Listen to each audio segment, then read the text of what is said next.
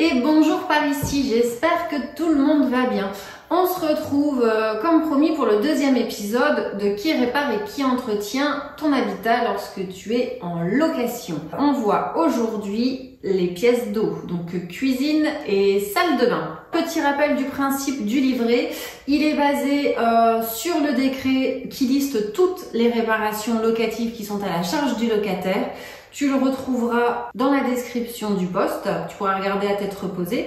Il y a un épisode 1 et il y aura un épisode 3. Tout ça, ça tient sur 3 semaines, de façon à voir l'entièreté du logement et de ses extérieurs. La semaine prochaine, on sera dehors. Quoi qu'il en soit, nous voilà dans la cuisine. Il y a deux couleurs. Il y a des petits points orange. Si tu as vu la première vidéo, tu sais que c'est ce qui est à charge du propriétaire. Et les points verts sont à la charge du locataire. Alors c'est dans la cuisine qu'ils ont mis le maximum de petits points de détail. Grilles luminaires, tu sais, hein, c'est à ta charge, tu entretiens, tu répares, tu changes les ampoules. En petit 2, on parle des grilles de ventilation et des VMC. On fait attention à ce qu'elles soient propres, ces grilles, et il est interdit de les boucher. La ventilation est obligatoire dans un logement en location. En petit 3, on parle des plafonds et des murs. Alors évidemment, on garde les murs en état, on les entretient. S'il y a des petits trous, on rebouche. Pas d'effet d'annonce à ce niveau-là. Pareil pour les sols et faïences. On pourrait les mettre dans le même lot en fait.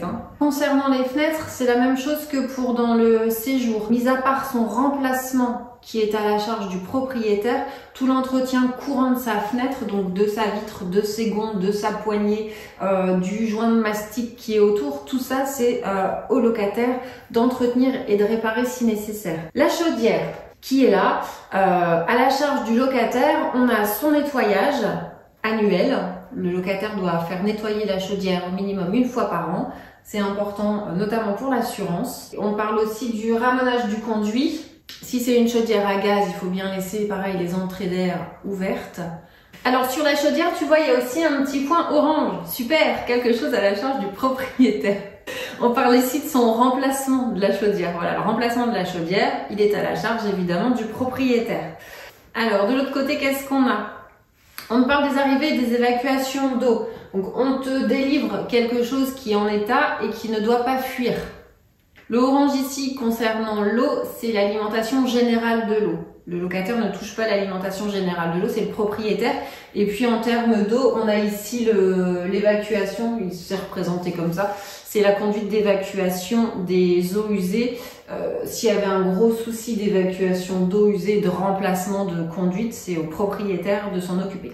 Alors qu'est-ce qu'on voit d'autre dans l'eau et les fuites? Tout ce qui est joint de remplacement, donc au niveau de la robinetterie, au niveau de l'évier, même au niveau des siphons, etc. Tous les joints, de remplacer les joints en cas de fuite, c'est à la charge du locataire. Voilà pour la cuisine. On passe à la salle de bain. Une salle de bain complète. Ils ont tout mis. Cumulus, toilette, douche, baignoire, colonne des eaux usées. Il y en a pour tout le monde.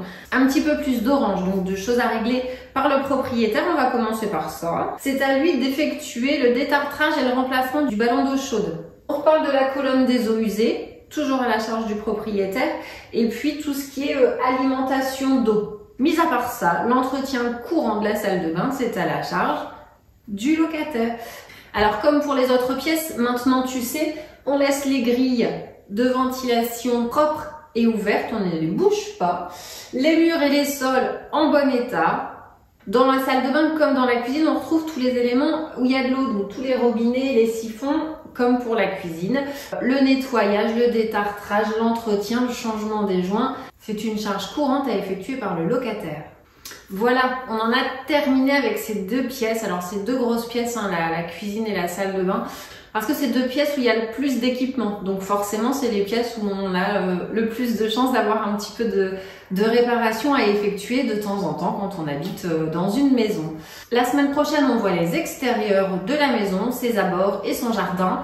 D'ici là, je te souhaite une belle semaine et je te dis au plaisir de partager ensemble. À bientôt!